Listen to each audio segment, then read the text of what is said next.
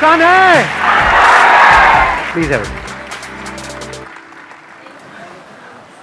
तो अब मैं आपको पहले बता देता हूँ शॉर्ट में आज क्या होने वाला है। आज के सेशन में टॉपिक एक ऐसा चूज किया है आज के सेशन के लिए जो आपकी एज ग्रुप के लिए काफ़ी रेलेवेंट है।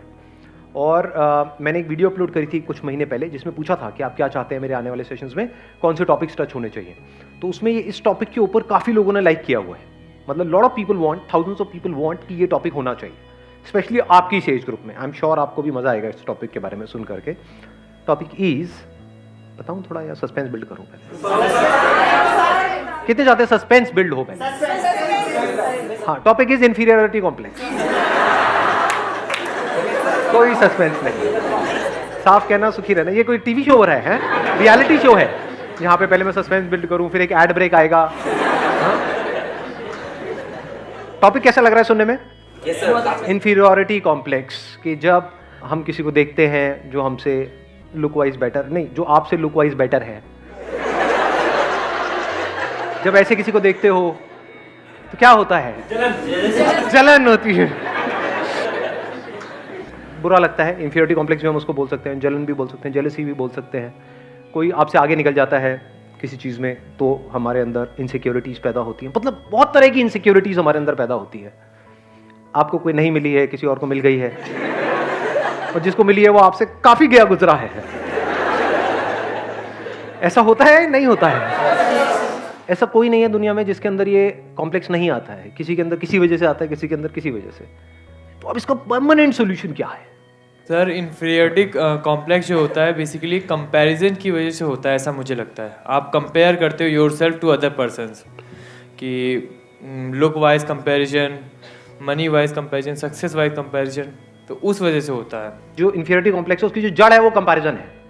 तो हम कंपैरिजन क्यों करते रहते हैं सुबह से रात तक? बेसिकली सर हैप्पीनेस की वजह से। मतलब हम रीज़न ये ढूंढते हैं कि सामने वाले बंदे के पास ये चीज़ है because of this. For example girlfriend है because of this what is this? Personality, physique. अच्छा हाँ ठीक है, कि उसके उस बंदे के पास में पर्सनैलिटी है, फिजिक है। और सर सामने वाले की सिर्फ पॉजिटिव क्वालिटी दिखती है और अपनी सिर्फ नेगेटिव। सामने वाले की हमको पॉजिटिव क्वालिटीज दिखती रहती है, या ये कह लो सामने वाले अपनी पॉजिटिव क्वालिटीज दिखाते रहते हैं। In the age of social media, क्या आप अपनी वर्स्ट पिक्चर अपलोड करते हो या बेस्ट पिक्चर? ऐसी पिक्चर जिसमें आप पहचान में ही नहीं आओ। मतलब खुद भी देखो तो ओ क्या बंदा है, नहीं हो। तो हम सब अपना बेस्ट दिखाने की कोशिश कर रहे हैं, जो there is a strong possibility सच नहीं है, क्योंकि सबके अंदर स्ट्रेंथ्स भी है, वीकनेसेस भी हैं। अपनी वीकनेसेस को छुपाने की कोशिश कर रहे हैं। तो इस कंपैरिजन के कीड़े से कैसे बचे? हाँ, उनको दे दो पीछे mic. Sir, I believe it's because of lack of self confidence. हम अपने आप में कॉन्फिडेंस नहीं रखते, हमें और लोग ज्यादा अच्छे लगते हैं। बट अगर इसको आप ध्यान से समझोगे तो जो भी कंपैरिजन हमारे होते हैं उसके पीछे कोई ना कोई रीजन होता है, and there is a strong possibility उसके पीछे कोई ना कोई रियलिटी होती है। बिना रियलिटी के कंपैरिजन अगर होता है तो हमें बुरा भी नहीं लगता है। मतलब आप मान लो मोटे नहीं हो और आपको कोई मोटा मोटा बोले, बुरा लगेगा क्या?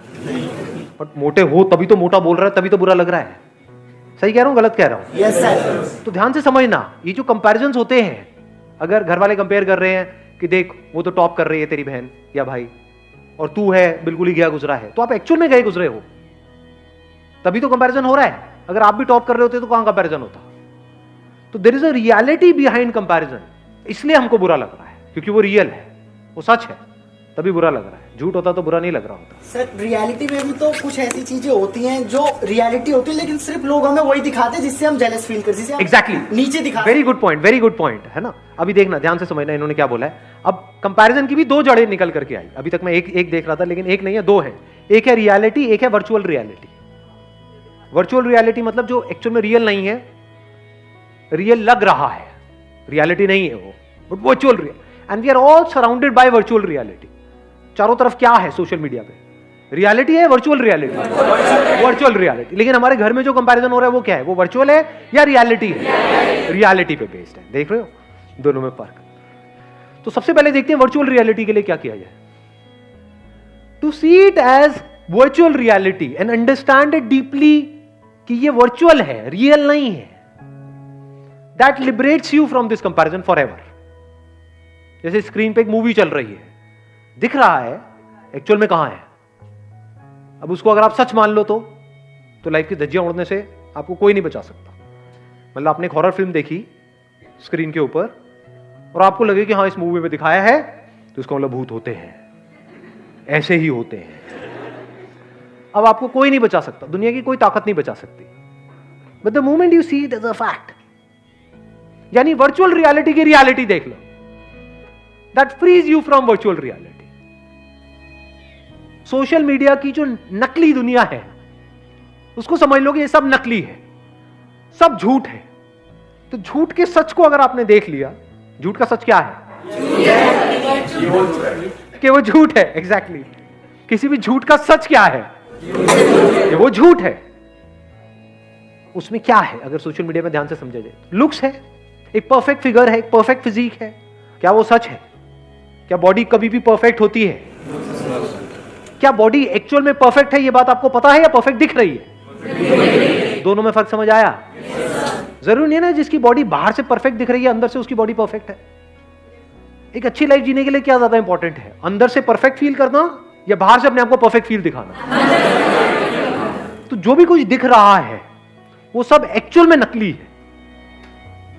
अगर आपको समझना हो नकली क्या है और असली क्या है, अगर ध्यान से समझना हो तो आप जानवरों को ऑब्जर्व कर सकते हो।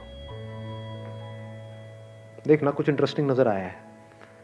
जानवरों के केस में कुछ भी नकली नहीं है, सब असली है। सही कह रहा हूं, गलत कह रहा हूं? Yes sir. तो अगर बंदरों को आप ध्यान से ऑब्जर्व करोगे, मतलब चाहे तो किसी जंगल अंगल में जा सकते हो, जू में जा सकते हो, नहीं तो शीशा देख लो। तो जैसे ही अगर आप इनको बंदरों को ध्यान से ऑब्जर्व करोगे तो बंदरों के क्या होते हैं? 8 पैक्स होते हैं। कभी देखे किसी बंदर के 8 पैक्स? होता है। क्या होता है? एक गोरिल्ला एक्सपर्ट बैठे हैं, एक मिनट देना जरा। Morning sir. हाँ जी, गोरिल्ला को हमने कभी मूवी में देखा सर, उसको पैक्स ऐसे से निकला होता है। मूवी में होता है या एक्चुअल में होता है? सर अभी तो मूवी ही देखा। मूवी में तो कुछ भी हो सकता है। बट सर एक बार मैं जू में गया था तो 1-2 निकला हुआ था सर।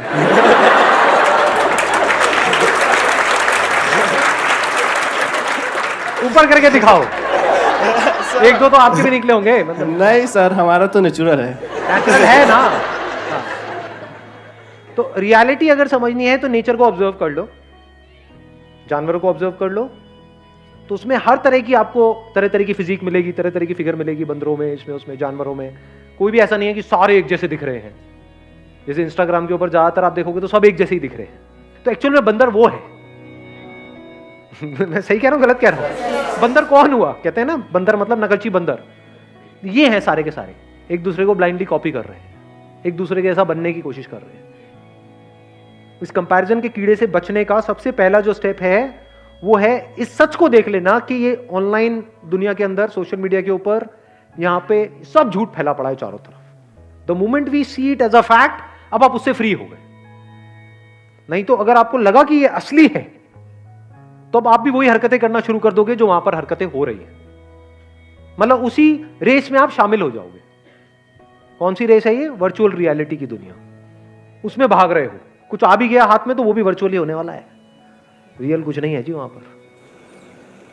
अगर फेसबुक पे आपके मान लो 2000 फ्रेंड्स हो भी गए, किसी और के हैं, और उसको आप उस नंबर को बीट करने की कोशिश कर रहे हो, 2000 की जगह 2500 भी हो गए, उससे क्या मिलने वाला है? What ever you will get, यानी क्या मिलता है वहां पे? लाइक्स मिलते हैं। लाइक्स की एक्चुअल में रियलिटी क्या है? कुछ नहीं है, सब वर्चुअल है। जो लाइक कर रहे हैं क्या वो एक्चुअल में लाइक कर रहे हैं उसको, या इसलिए कर रहे हैं क्योंकि अगर मैंने नहीं किया तो वो नहीं करेगा? तो ये क्या है? ये ऐसा नहीं है तू मुझे खुजा मैं तुझे खुजाऊंगा।